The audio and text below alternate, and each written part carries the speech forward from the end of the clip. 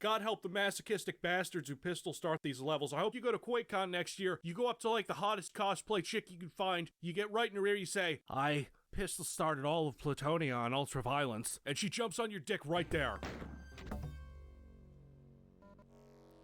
Well then, welcome to the jungle, baby. And I ain't gonna die. I'm also gonna do this keyboard controls only. That's right.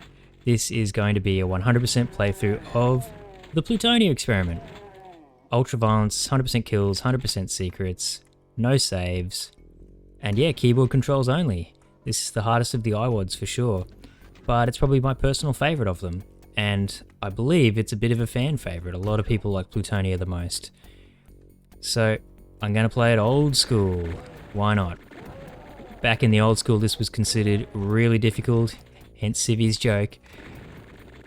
But by modern standards, it's really not that bad. And, you know, generally speaking, I would say it's not as bad as everyone always said it was. It's just more fun than like outright bullcrap difficult. And I'm here to prove it. Let's just keep this one between us, eh? Like, shh, gather round. Plutonia is not as hard as everyone says it is. It's actually just a lot of fun. But I tell you what it is really, really good for in terms of difficulty, getting you used to a few things. So if you're a casual player who's not so used to, say, just casually dealing with archviles, and how to casually deal with revenants and chain gunners and memes, then Plutonia is a great way to use as like a stepping stone to get good, as they say. So speaking of some of these memes, let's come and see what the fuss is all about. This gets me a rocket launcher, but it also gets me the first ambush of Spooky Boys in Plutonia. So yeah, map 1, and we're already dealing with pop-up archviles, gangs of revenants, chain gunners everywhere, as seen before, and yeah, trying to bottleneck him at that door and fight him the way I just was is, asking for trouble, to be honest. Not the greatest tactics by me. A better player might have still dodged there. I'm just sort of casually slapping my way through Congo because this is map 1. Even by Plutonia standards, this is pretty easy, let alone generally speaking. I'd say I've already played harder WADs on this channel. Scythe 1 and Chorus's Speedy Shiz are probably both a bit harder than Plutonia. But are they as fun?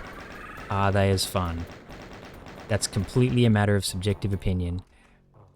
I personally really couldn't say. I'm a huge fan of Plutonia.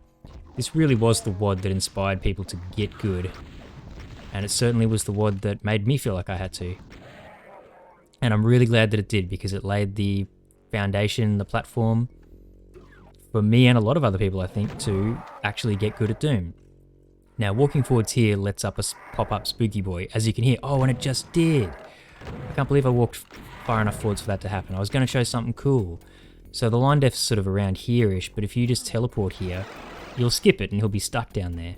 But oh well, I guess I get to sort of talk about it, and I promise that it happens, but also show off that I'm able to fight him one-on-one. Anyway, you don't need to cheese that. It's just kind of funny that you can. I wouldn't go so far as to say that the map's broken because of it, but it is, I don't know, a glitch maybe, because it definitely wouldn't be intended. You could just leave him stuck down there and fight him. Well, not completely, because you need to walk here, but you could just sort of fight him really cheaply instead. That's gone badly, because I got stuck before I could retreat down this corridor. Fortunately, it is only map 1, so it doesn't really matter.